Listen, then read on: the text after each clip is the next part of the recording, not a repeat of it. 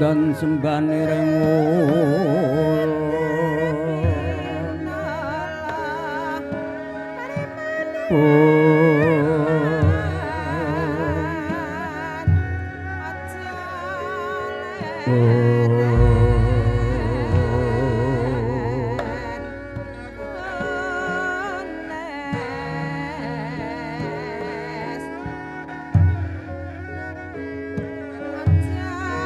kapur-puri sang murbeng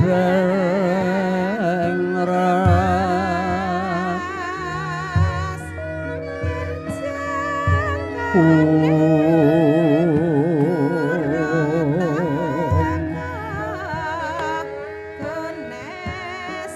sahanan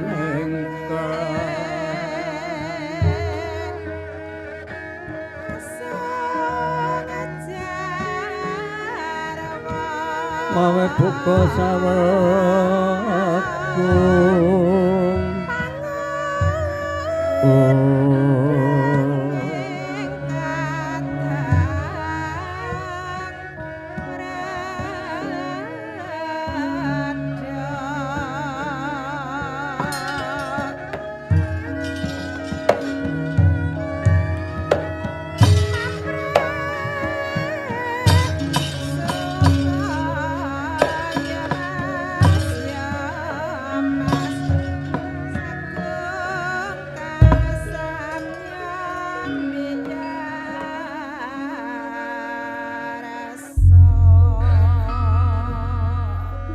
yaning taloga kadilanget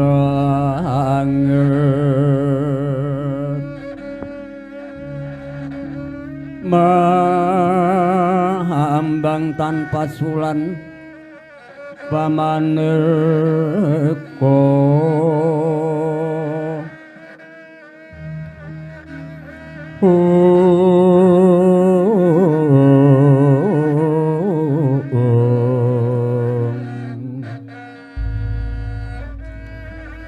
lintang toya kusumayana sumawur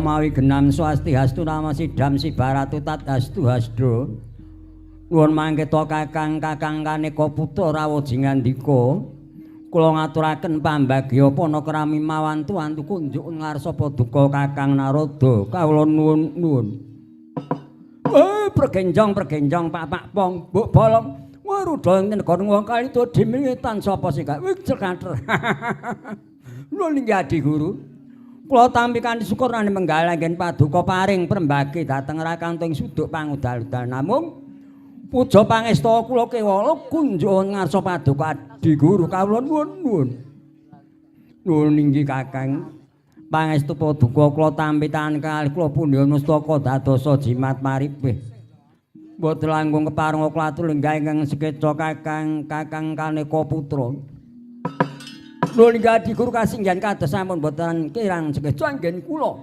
ngabiyantara ngarsa paduka Adi Guru kawula nuwun lan jeneng kita nggih Bathara Kala rawat padha raharja sapraptamu kula putraku Bathara Kala iya Bapak Guru entuk pangestune Bapak Guru raharja sowanku ya mung aku ngaturake pangabektiku wae kunjuk ana ngersane Bapak Guru ya kula sawise ulun tampa kita ngaturake pangabekti marang Kang Rama rawat penakno anggo nura ngadhep iya Bapak Guru kaya sura kurang prayoga nggonku ngadhep ana ngersane Bapak Guru mengkoto nggih Bathara Kala sawise sasatriwe musuh malih rasa panemu kang sampara tumlinggal matura duwe karep apa jeneng kita munggah mring kayuwangan teka ndadekake gara-garaning kayangan ketitik bumi genjot samudra kocak kacandra dimukalir kenebur-kebur ngating sumungin lembu anding nganti kaya njebol-njebono korining sila matangkep ndak senggana sila kembar warna semana wreksa ing kemawa teja utawa pandhita ing kemalik tinggal jebul kleru pangirah-irahku kebanggonira prateng mening kayuhan kang ndadekake gara-garaning kayangan Suralaya ora tuminggal matur duwe karep apa nggih Bathara Kala. Ya Bapa gunajan aku ora matur kiraku Bapa Guru wis pana keplasing cipta tegese ngerti sadurunge winarah dadi pula aku matur kaya dene.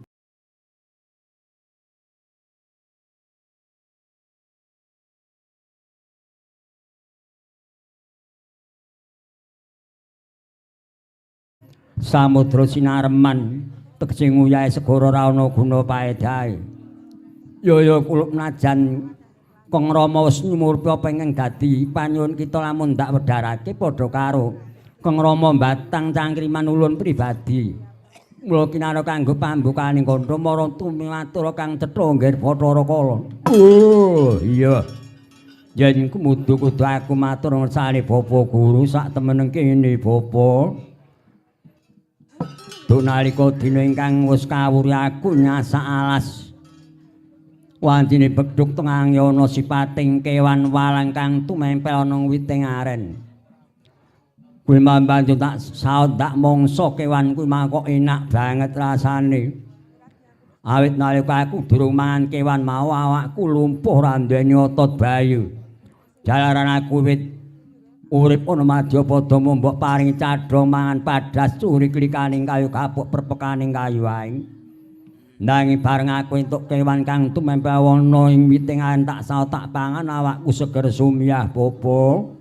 Mula aku jarwanono kuwi mau jenenge kewan apa bakal tak goleki meneh. Tak nggo mangan saben dinan aku jeleh mangan padas curi mewah klikaning kayu kapuk perpekaning kayu ae. Mun mangkadi Guru, Kakang Narada wonten apa? Boten tangklung-suklung kula badhe nderek udu. Lugunipun ingkang dipun tedha Bathara Kala menika sanes wujuding kewan nanging sipating jalma manungsa ingkang nembe nderek sregening aren. Dipun mangsa kang putrapun Bathara Kala. Nadi Guru kirang pitados kula atur mriksani tutukipun pun Bathara Kala tentu tasih wonten tabet-tabetipun. Menapa mekaten Kakang Narada? Ha nggih dipun cobi kewala Adi Guru. Kula Bathara Kala ana wigati apa Bapa Guru? Yen mangkon para gage wengakna tutukmu bakal tak pirsani kewan apa ingkang mbok pangan mau nggih Bathara Kala. Caca muntap lerek netap. Dodo pang mawingon. Netra kotak ngundar andir. Edapno mangotro.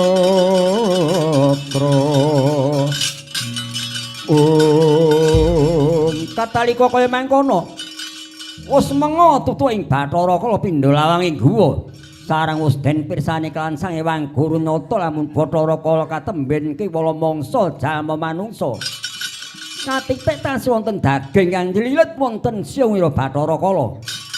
Eling Sang Hyang Guru kagungan asta sekawan, asta ingkang kalih nguwa manira. Asta ingkang kalih nyandak siung kanan kalan kering. Sukuning Guru jejak dadaning kala siung kabedha rikma kajeblok blak kapidara Sang Hyang Bathara Kala.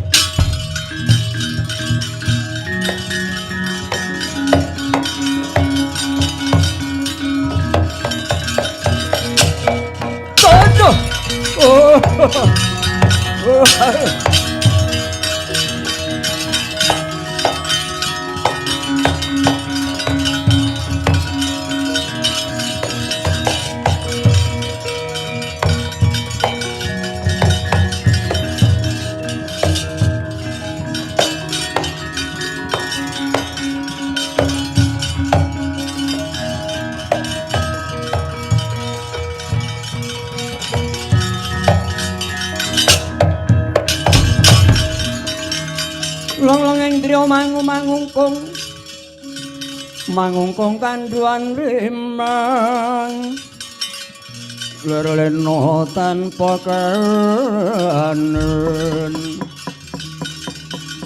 yen tantu so aduh Bapak Guru Dosaku apa luputku apa aku banjur mbok bedol siungku mbok jebol rambutku padha karo ngilangi daya kekuatanku bapa aku banjur lumpuh randene otot